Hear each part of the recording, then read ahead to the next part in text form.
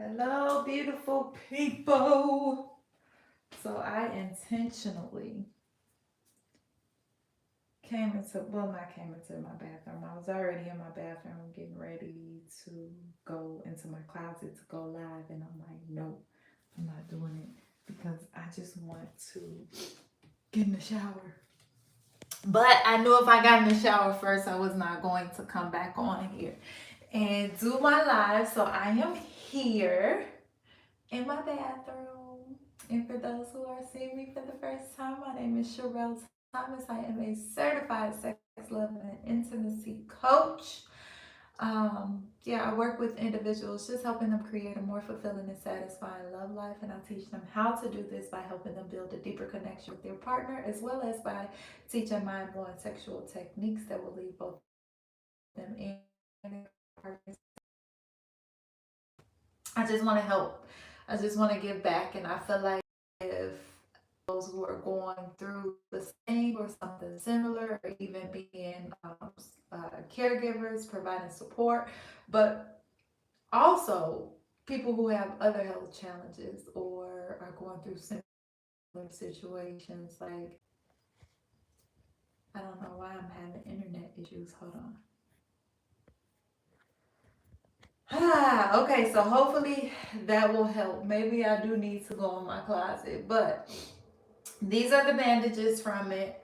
That's another reason why I haven't really been on here is because they gave me a lot of anesthesia and I'm still feeling the effects of it. So I'm not back to my normal energy levels as of yet. And I've just been tired and healing, which is okay. But now I'm back.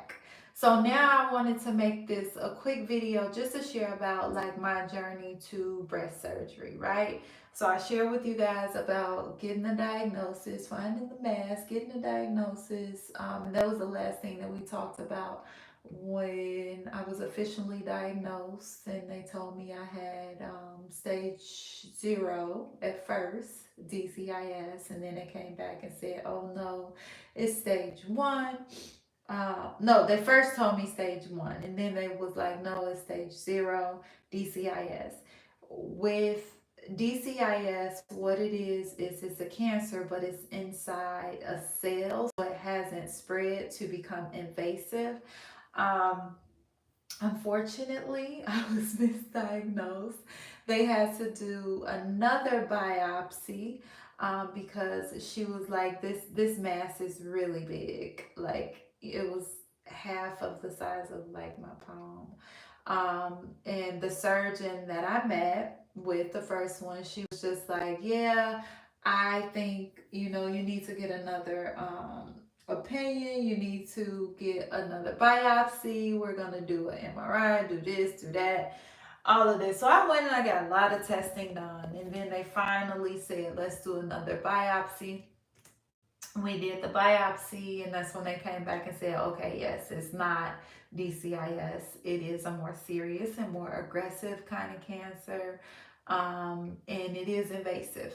A DCIS is non-invasive, which means it just stays inside a cell. So, anyway, so then they presented me with my options. The surgeon presented me with my options with her, which was to start chemo, do chemo for 6 months for it to shrink the tumor because I wanted to save my breast. So for her, she was like, nah, it's a pretty big size mass. So I don't feel comfortable going in and pulling it out. She was like, and being able to clear the margins and everything around it. So I ended up getting other opinions. I wasn't going to at first, and my partner was very adamant. He was like, it's very important. You should get other opinions. Like, at least get one or two other opinions before you proceed. And the interesting piece is I kind of knew from the beginning that I wanted the mass out like right away.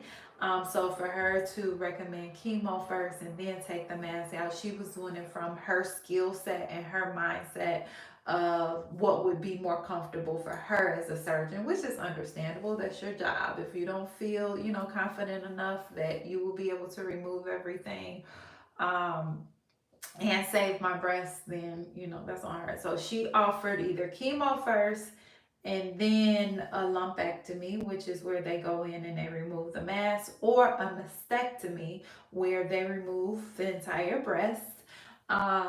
And yeah, and then I can do implants or something like that, which is, I knew that was something that was enough for me. I did not want implants. So anyway, that's what one doctor said. And then I went to, let's see, I went to another doctor downtown Chicago, and he had really good reviews. I just looked up the best of the best doctors. He had really good reviews, but when I met with him, it just wasn't a good fit. The office, getting in and out, it was just a lot. And then I just didn't feel good. Like, he didn't even know my history. And that's one of the things that I appreciate about some of the doctors that I met with. They researched me before I even came before them. Like, they had my whole history, what, other health things that I've dealt with. Like, they had everything before them, but he didn't. Um, and I had brought up some things. He had suggested, certain treatments and regimen, and I was just like, oh, so what about, my previous history of blood clots? And he was like, you had blood clots before? And I was like, yeah. And he was just like, oh, well, no, this wouldn't work for you. And it's just I feel like everybody should be an advocate for themselves. One, know what it is that you want. From the very beginning, I knew I wanted the mass out, and I knew I wanted to save my breast. That was my number one desire from the very beginning. So anyway, and I'm looking away because I'm very sleepy. But yeah, so with him, he was just like, yeah, we can give you that. But there was a disconnection there because you didn't even know my health history. So it's like, no, I'm not going to do that with you. So that was that. I didn't proceed with him. I met with another surgeon who, from the very beginning, she walked in the door, she gave me a hug, very nice. She had implants, she had a mommy makeover or whatever. So she had her, like, stomach done, and she had implants and stuff like that. But anyway, I felt, she even told me, she was like, the mass is so big that if we remove it, she was like, because from the very beginning, I'm like, I have big breasts. So she was like, you're a 36D, double D. She was like, if I go in and remove that and clear the margin, she was like, I think you're going to be a small B, a large A. And I was like, but at the end of the day, I wanted to live. I want to be healthy. So I'm like, if that's what we have to do, then that's what we have to do.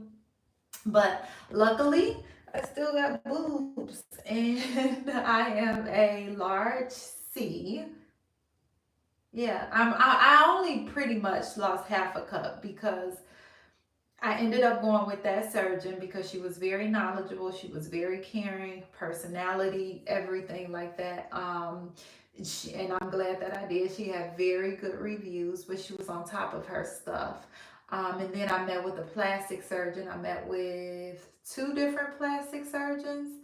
And matter of fact, that's the reason why I mentioned about her having a mommy makeover, is because the same plastic surgeon that did her makeover is the one who did my she's her partner. So her partner in medicine. So I ended up going with her, and I really liked her. She has very good reviews, and they're just a great team, an amazing team. And she's very passionate and knowledgeable about what it is that she did.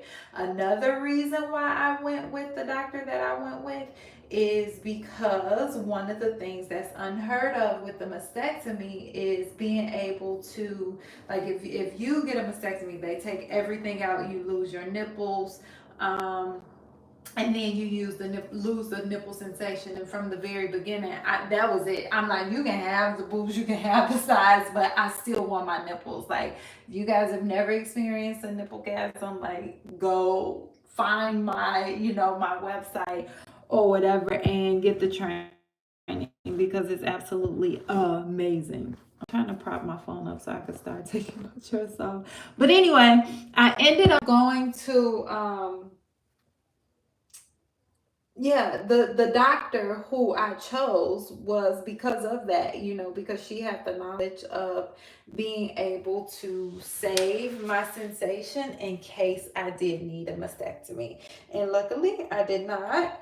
Um, I did have several appointments, got different opinions. And then we finally, got a date on the calendar. Okay, fine, we're gonna go through with it. What ended up happening is they took some of my previous imaging at the doctor that I chose to go with, and she actually sent it off to radiation to ask if they could bracket it off, where they can take out a certain amount and so on and so forth. And they actually did. So I was able to save my breast. Now, fast forward to the surgery, it was easy peasy to me. Even with recovery and everything, it was more so nerve wracking, waiting on testing to come. Margins mean get it all out, all the different spots, and so on and so forth. So they did do that.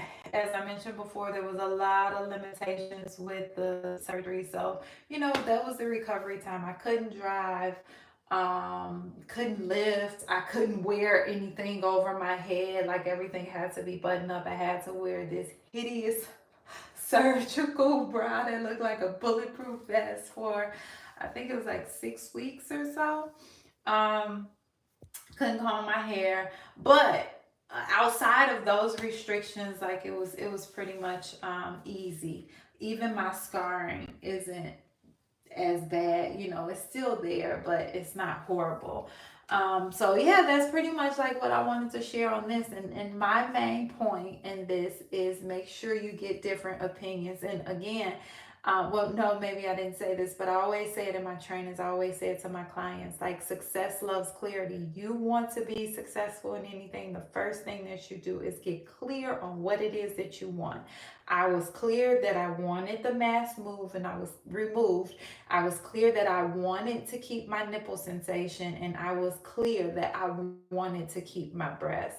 And I think because I was able to identify those things, I'm here now with the mass removed, the cancer removed. My boobs, I still have nice size boobs, even though I was prepared for smaller ones. They're still a pretty significant size, even though I did get a reduction. But because they did a breast lift, and they took some out, they still look good. Now they're like nice and perky and all of that good stuff. And then the third thing is I still have my nipple sensation. Um, yeah, which is absolutely phenomenal, and I love it. But I wouldn't have got that had I not gotten a second opinion. But I got three opinions. I think it was three opinions. But then you also have to meet with the entire team. So you meet with the surgeon, but then you also meet with their plastic surgeon. And then you also have to meet with the oncologist. So it's a lot of different moving pieces. But with that being said, I knew what it was that I wanted. I got clear on what it was that I wanted. Success loves clarity. The other thing was I did my research and then I got different opinions from the best of the best. And then I executed and I went through with the surgery. So that is what I wanted to share in that part of my journey. As I mentioned in the beginning of the video, I'm sleepy, I'm tired. I just want to get in my shower so I can go get in my bed. So I'm going to get off this floor, take off this dress, and go and enjoy and cleanse my body so that I could go to sleep. But thank you guys for listening. If you guys ever have any questions for me, you can drop them in the comments. You can follow me on Instagram, Sherelle Thomas. You can DM me there. You can also visit my website, SherelleThomas.com. But yeah, I'm going to leave it there. I'll hopefully be back tomorrow. I got a workshop tomorrow, The Art of Blowing His Mind, to host. But outside of that, I should be back tomorrow, and then I'll just share after the surgery. So that was the good part. It was also good that they got the margins clear, but then I received some womp womp news, some bad news. But I'll share that with you guys tomorrow and just let you know like what my journey was with handling it. But yes, make sure you be an advocate for yourself. Speak up for what it is that you want. Get clear on what it is that you want first, and then always get multiple multiple opinions in this, not just in regards to cancer, but anything pertaining to your health, like whatever it is, your desires are, whatnot. Make sure you follow that, protocol in terms of getting clear on what it is that you want, as well as getting different opinions. Like, don't just go with the first thing that's presented before you unless you feel that it's a go. But otherwise, beautiful people, I am sending y'all so much love as I hop in my shower and enjoy the rest of my evening. But yeah, thank you guys for listening. Sending you all